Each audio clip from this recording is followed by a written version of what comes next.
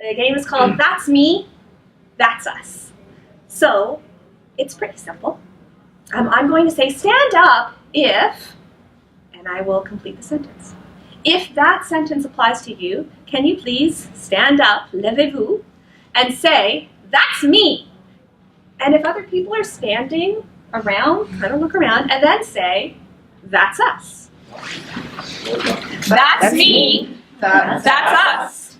48% of my students speak a language other than English at home. And the language that is Cantonese and Mandarin.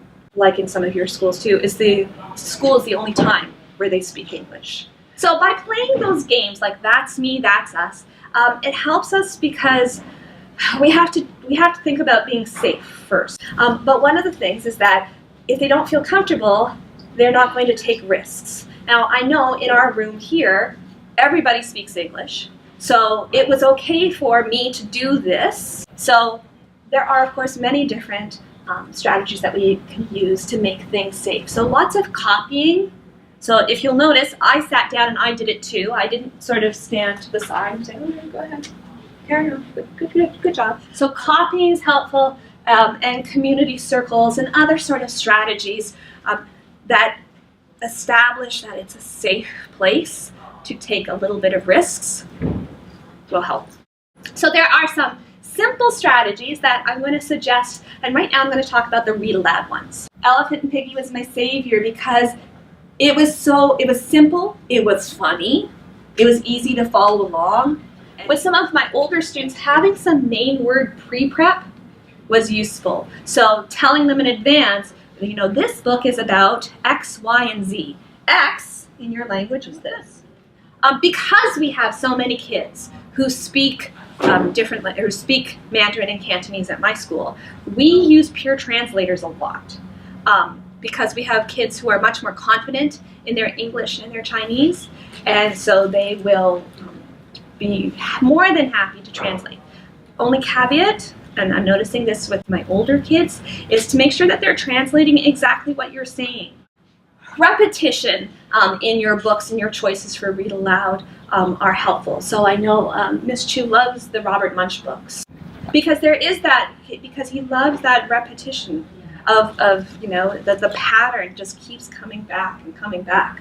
The others might start to chime in, and the kids might start to chime in too. Dual language books. I've bought a lot of books in Chinese, books in Tamil. Co-storytellers. You could have them. I have 2 rocking chairs in my library. So it's not just the teacher librarian is the boss, but you've got 2 so that you can have somebody else come, and as you do one part of the story, they can then share it in their language. Some other ones that are keeping it simple is using some online reading materials. There's quite a few. It's just knowing where to find them. Once again, encouraging the parents to read with their children in their home language too. Because sometimes they come feeling like, oh no, I have to read English because we're here now and we're learning English. No, yep, I saw the shake head. No, because you need to be strong in your home language, and then the benefits just ripple out. My ESL self-contained teacher highly recommended Randall's ESL Cafe, and the URL is right there.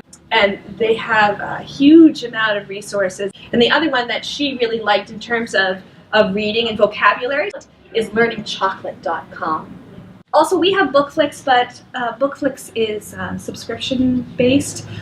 We like that because, once again, it's reading. This one in English, but the words are highlighted. You can pause. You can click for definitions. Props are really, really helpful. So there's a storyteller called Cheryl Thornton, and she operates, part of her shtick is that she has a story bag. Story bag, what have you to say? Story bag, what's in you today? And what happens, and this bag is huge enough that you could put almost anything in. It helps them sort of have something concrete so that when you're reading this story, oh right, the spider is saying this, or Olivia the pig. So by using a lot of gestures and drama, that can also help you with helping your students to understand what you're talking about. So coming back again to that game we played about that's me, that's us. If I don't know if you noticed that I kind of did the, stand up. If you say it, so I'll say it, and then you listen, and then it helps a lot. Together, we can always get a little bit better at finding some tools or some strategies that will help our kids.